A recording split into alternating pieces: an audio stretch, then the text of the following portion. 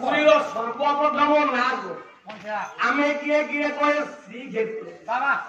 গিয়ে কয়ে বিমলা ক্ষেত্র আইয়া গিয়ে কয়ে লীলাচল ক্ষেত্র হো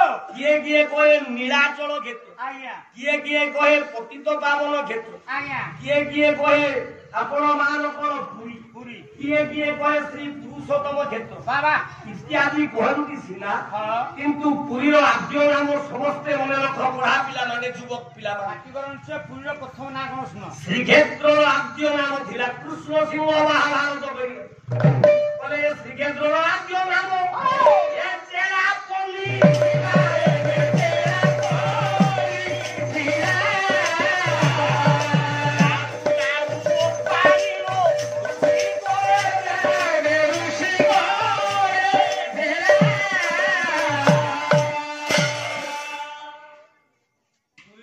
ପ୍ରଥମ ନାଁ ହେଲା ଚେରା